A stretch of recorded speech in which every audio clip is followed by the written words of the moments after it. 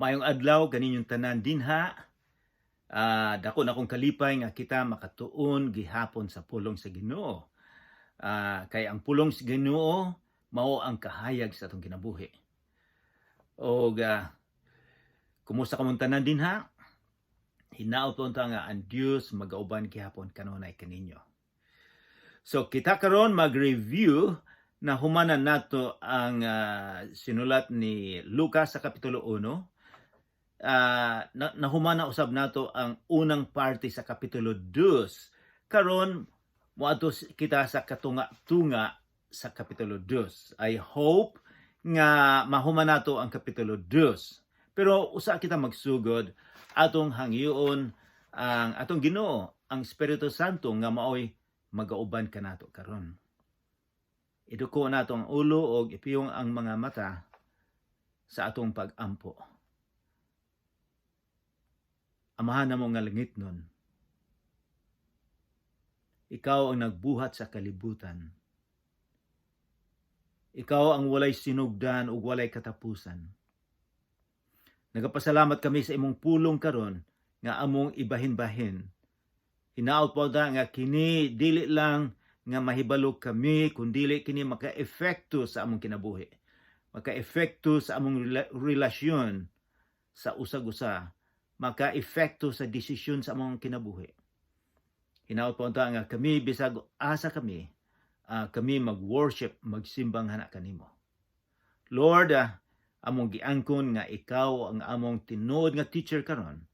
Hinaot pa ang Holy Spirit, ang Espiritu Santo mo ay magagiya kanamo. Sa ngalan ni Jesus nga among manluluwas. Amen. So, ang parte sa pagsugod nato sa kapitulo 2 mao ang pinaka bantugan or popular nga Pasko may tungod sa pagkatao ni Jesus. So mag-review kita sa unang parte sa kapitulo 2. Dito atong nahabaw-an nga si Maria, si Jose miadto dito sa Bethlehem aron nga magpa-senso sila. Nahibalo kita ang bot nga nung gidala ni Jose si Maria kay doon namang manganak. Apan dito gipanganak ang atong Ginoong Jesucristo sa Bethlehem. O siyang gabuhat sa kalibutan apan hain man siya na tao. Natao lang siya sa pasungan. O kinsa may ang mga bisita. Kinsa may unan nga gipahibalo nga ang manluluwas na tao na. Ang mga magbalantay sa karnero. Ang mga magbalantay sa karnero, mao ni sila ang pinakaubos sa ilang society. Kini sila ang tinamay. Matingala kita nga naman nga wala man ipahibalo dito sa mga sikat, mga relihiyosong tao sa Jerusalem ang pagkatao ni Jesus. Kundili ang mga anghel, ang mga ubos, mga timawa ang gipahibalo. Tungod siguro sa ilang kasing-kasing. Tungod sa kondisyon sa ilang kasing-kasing. Unsa may ato usab nga nahibaw-an dito nga ang mensahe sa manulunda. Miingon siya na tao karon ang manluluwas. Nga mao si Kristo nga Ginoo. Ikaw gako kinahanglan og mangluluwas kay daghan man kitang sala kay makasasala man ta so kinahanglan og manluluwas. Ato usab nga hibaw-an sa pagtuon nato sa kapitulo 2 paghuman sa 40 ka adlaw ilang gidala si Jesus sa templo aron ihalad. Mao ni ilang tradisyon, mao ni na gisugo ni Moses nga ihalad pero paliton po nimo og pagbalik. Kay dili man sila, wala man sila daghang kwarta, ang ilang gibayad mao lang ang salampati, ang pati. So dinhi kita magsugod sa atong pagtuon karon. Moadto kita sa versikulo kapitulo 2 versikulo 25. So dinhi atong mahibawan nga duha ka tawo, mga tigulang nga nag-describe kung kinsa ni si Jesus. Nga atong mahibawan kung kinsa man ni si Jesus sa mga obserbasyon sa duha ka tawo. So atong tan-awon og unsa may ilang gisulti mahitog ni Jesus. Guys, naanabong mo dinha sa versikulo 25 sa kapitulo 2. Akong basahon ang versikulo 25. Niining panahon na may tawo nga nagpuyo sa Jerusalem. Nga ginganag si Simeon. Maayo siyang tawo og mahadlokon sa Dios og nagpaabot sa kaluwasan sa Israel. Nag-uban kaniya ang Espiritu Santo. So unsa may bawan nato mahitungod ni Simeon. Atong maybawan nga siya maayong tawo, siya mahadlokon og siya he is guided by the Holy Spirit. Nag-uban kaniya ang Espiritu Santo. Og gipadayag kaniya sa Espiritu Santo nga dili siya mamatay hangtod nga makita niya ang Kristo nga gisaad sa Ginoo. So sa karaan nga tugon, daghang mga writings didto nga ang Ginoo magpadala og Misaya, magpadala og manluluwas. So silang tanan gapaabot gyud og manluluwas. Apan tan-aw nato kung unsa may isulti ni Simeon. Versikulo 27, minanduan sa Espiritu Santo, dili iya haday ang knowledge, ang kabalo niya nga kini si Jesus ang Misaya, dili gikan kaniya, kundili gimanduan sa Espiritu Santo. Minanduan sa Espiritu Santo sa versikulo 27, misulod si Simeon sa templo. Sa gidalan na ang bata nga si Jesus sa iyang mga ginikanan ngadto sa templo, aron dito ilang himon kaniya ang gisugo sa balaod. Gikuha o gikugos ni Simeon ang bata, si Jesus, og nagpasalamat siya sa Dios.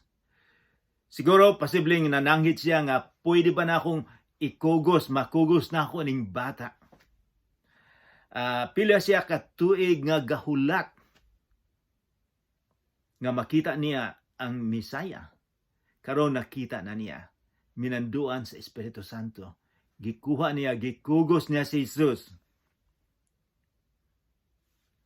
29, karon, mingon siya, Ginoo, kay imo namang gihuman ang imong saad. Itugot na nga ang imong sulugoon mupanaw nga malinahon. Tigulang na siya. Misaad ang Ginoo nga makita niya ang manluluwas. Makita ni Jesus. Sa dihang nakita na niya, miingon siya, itugot na nga mupanaw ako. Malinaw na siya nga muadto sa langit. Tungod kay nakita na niya si Jesus.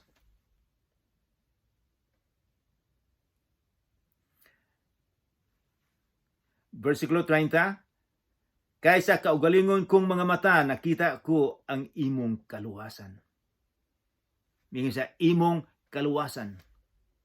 Kaluwasan sa Ginoo, miingon ang buti pasabot nga si Jesus ang kaluwasan. Kaluwasan sa tanan. Dili lang sa mga Hudiyo, kundi sa imuha ug sa akoa. Kinahanglan nga kita maluwas tungod sa atong mga sala. Ang atong relihiyon dili makaluwas nato. Ang atong ginikanan dili makaluwas, ang atong abilidad, ang atong nahuman sa edukasyon, ang atong mga kwarta, mga yuta, dili na makaluwas. Ang makaluwas ang atong Ginoong Jesucristo lang kung musalig ka kaniya. Versikulo 32, usa ka kahayag nga mopadayag sa imong dalan ngadto sa mga dili Hudiyo ug maghatag sa himaya ngadto sa imong katawhan ang Israel. So gidescribe niya si Jesus nga moingon kining bata usa ka kahayag nga magpadayag sa imong dalan. Siya ang kahayag nato. dinhi sa kalibutan. 23. Ang amahan o ang inahan sa bata, ang amahan, si Jose o si Maria,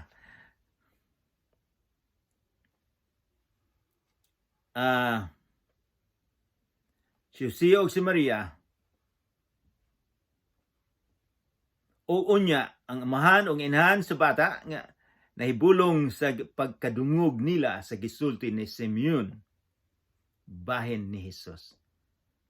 Kaya wala pa man sila may bulo, kinsa gining bataa, kinsa man ni si Jesus.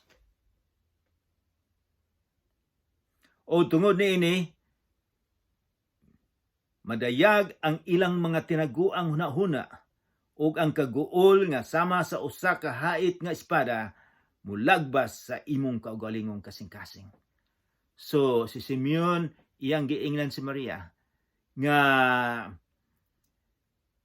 miyon siya nga og ang kaguol nga sama sa usa ka hait nga espada. Bot ipasabot nga maguol kaniya. Sa dihang gilansang sa cross si ang atong Ginoong Jesucristo dito sa Maria. I am sure na naibaon gyud nako. Sigurado ako nga si Maria naguol kaayo sa dihang nakita niya si Jesus. So, mo nay prediction, mo nay gisulti ni Simeon ni Maria na kini makahatag og kagul-anan. Og naay musupak sa daghang mga tawo. Karong panahon na daghang mga tawo nga dili motuo ni Jesus. Bisag diri sa among lugar, daghang dili motuo sa atong Ginoong Jesucristo. 36, mo ni usang giingon ako nga duha ka tawo ang musulti may tungod sa atong Ginoong Jesucristo. Sa bata pa siya. 36, may usa-usab ka propeta nga babae nga ginganlag Ana, nga anak ni Panuel sa banay ni Aser. Tigulang na siya. 7 ka tuig siyang nakig-uban sa iyang bana. Unya, nabalo siya hangtod nga 84 na ang iyang edad. Wala gayud siya mobiya sa templo. Adlaw o gabi nagsimba siya sa Dios, nagpuasa og nagampo. So reliyoso kaayo ni siya. Iya gyud gipaabot nga makita niya ang atong Ginoong Jesucristo. Nagpuasa siya kay ang ilang pagsimba sa unang panahon, simba sa buntag o sa hapon. Sige siyang tuwa didto. Imagine, wala gayud siya muhunong sa pagsimba sa atong Ginoo. Bisag wala pa na nakita, apan aduna siya dakong pagtuo nga makita gyud niya. Versikulo 38, niadto gayong taknaa sa gidala sa Jesus nga didto sa templo, miabot siya og nagpasalamat sa Dios og misulti bahin sa bata ngadto sa tanan nga nagpaabot nga tubson sa Dios ang Jerusalem.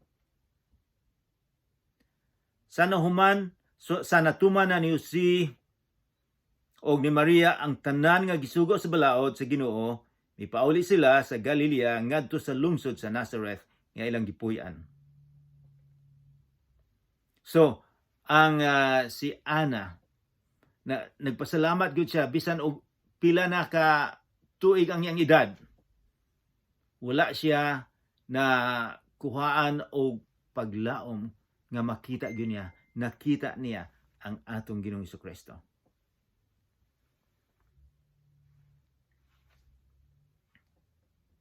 Versikulo 40, og mitubo ang bata, mitubo si Jesus, og nahimong kusgan.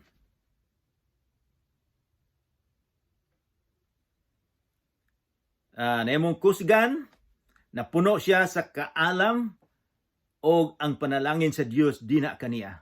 So tulo ka butang nga gi-describe ni Dr. Luke sa pagtubo ni Jesus. Kusgan, napuno sa kaalam, og napanalinginan siya sa Ginoo.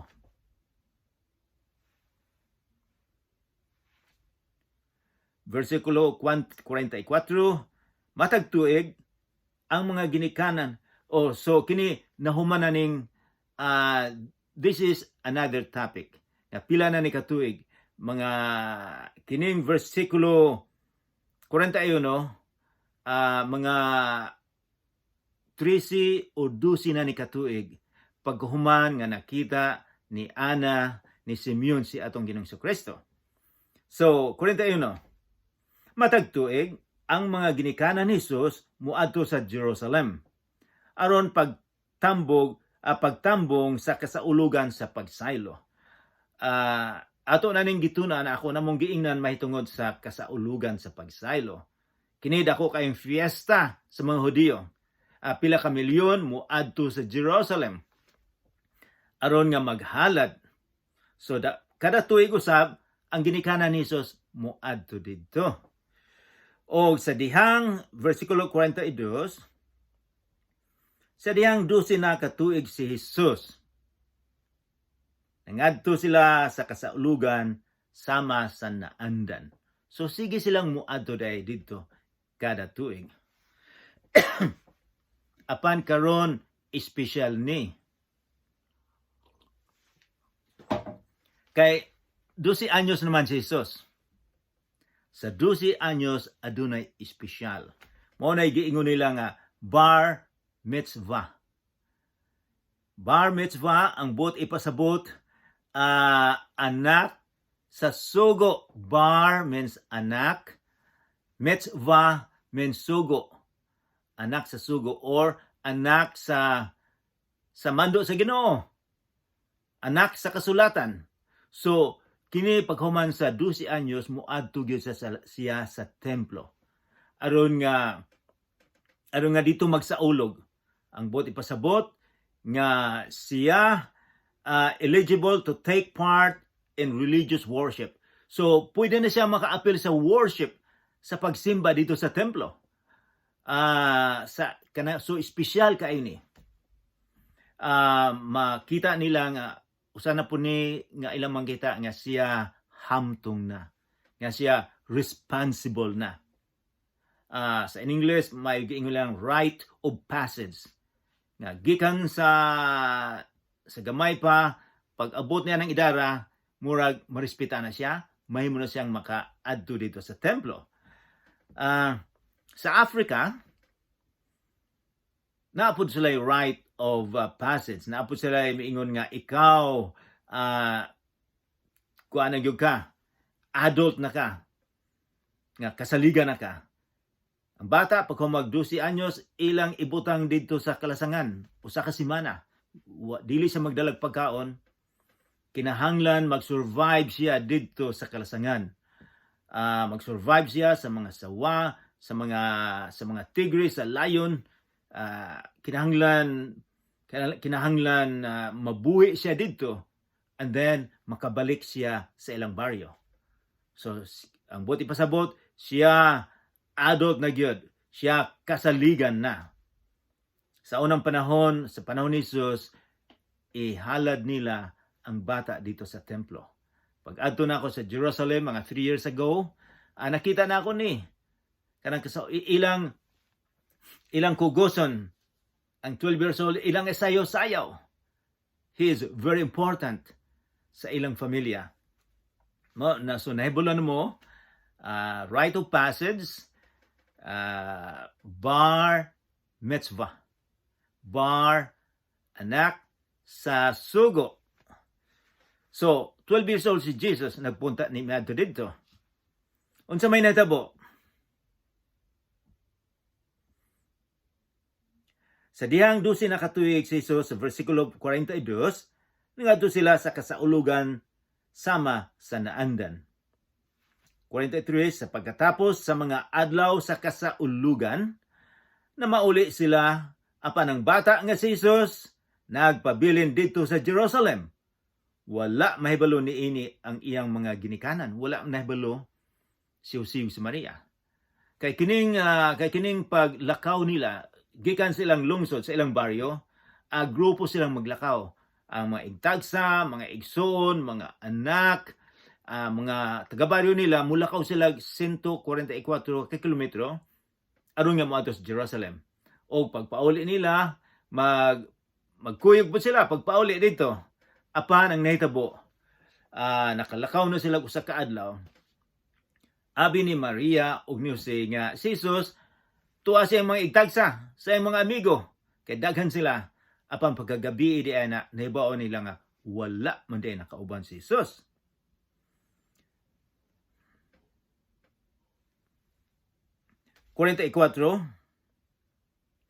Nagtuo sila nga miuban si Jesus sa panon. Sa nakalakat na sila usa ka adlaw, gipangita nila siya dito sa ilang mga paryente ug mga higala. Wala nila makita. Apan wala siya nila hikaplagi. Busa mibalik sila sa Jerusalem aron sa pagpangita kaniya. So nakalakaw na sila usa ka adlaw. Siguro mga 15 or 20 ka kilometro na. Siguro kanang gabi una. Mibalik yun sila sa Jerusalem. Si Jose ug si Maria. Kaya ilang anak wala man. Bisag ako naman, kung mawala ang akong mga anak, bisag unsang orasa ako yung pangitao na. So sila, mibalik sila. Milakaw sila mga 10 or 15 ka kilometros.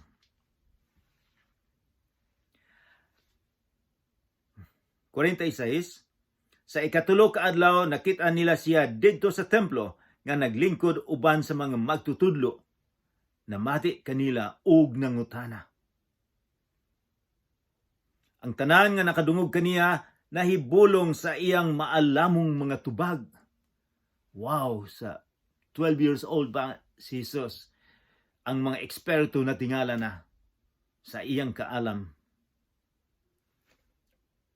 48, nahibulong ang iyang mga ginikanan sa pagkakita nila kaniya o miingon ang iyang inahan kaniya, "Anak, nganong gibuhat mo man kini kanamo? Ako og ang imong amahan nabalaka kaayo nga nangita kanimo." Mitubag si Jesus, "Nganong nangita pa man kamo kanako? Wala ba kamo masayod nga kinahanglan anhi gayud ako sa balay sa akong amahan?" Ni anang si Jesus nahibulo siya 15 iyang amahan. Dili diay si Jose, kundili ang amahan nga gabuhat sa kalibutan. Ingon siya, "Dini ako sa balay, dini sa templo nga maoy balay sa akong amahan." Ang amahan nga Ginoo, nahibalo na siya. Apan wala sila makasabot sa iyang gisulti kanila. Mipauli si Jesus sa Nazareth uban kanila og nagpasinungtanon siya kanila og nagmasinugtanon siya kanila. Kining tanan gitipigan sa iyang inahan sulod sa iyang kasing-kasing.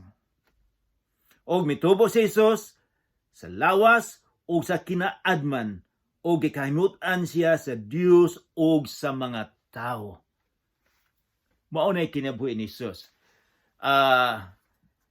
Sa mga magsusulat, kini ang pinakakatapusan nga nagsulat sila, mahitugod ni Jesus, hangtod nga si Jesus nahimo ang edad niya 30. So, 18 ka tuig, walay balita mahitungod ni Jesus. Kini lang nga miadto siya sa templo pagkahuman wala nay gasulat mahitungod ni Jesus hangtod nga gasugod siya sa iyang ministeryo sa pag-edad niya 30. Ang iyang ministry, ang iyang pagsermon, tulo lang ka tuig. So sa sunod nato nga pagtuon, didto na ang pagkadako na ni Jesus sa 30 katuig ang iyang edad. So unsa may atong mahibaw na ani? Unsa may atong conclusion? Atong conclusion nga ang gisaad sa Ginoo nga manluluwas sa imuha ug sa ako miabot na pinaagi ni Jesucristo 2000 katuig karon. Walay laing religion nga makaluwas kanato kundili ang atong relasyon sa atong Ginoong Kristo. Nga kung ikaw muangkon nga makasasala, ikaw ako makasasala, pasayloon kita. Ang dugo nga gipaagas dito sa Kalbaryo, mo'y makalimpyo ka nato. Mag-ampo kita. Amo nga mahan, daghang salamat nga ikaw may ani dinhi sa kalibutan, aron nga imo kaming tubuson, kay dili kami makatubo sa among kaugalingon. Dili kami makakuha sa among mga sala, kundi ikaw lamang. Ginoo, nagaampo ako nga imong bantayan ang mga tao karon nga naminaw niini. Sa ngalan ni Jesus, Amen.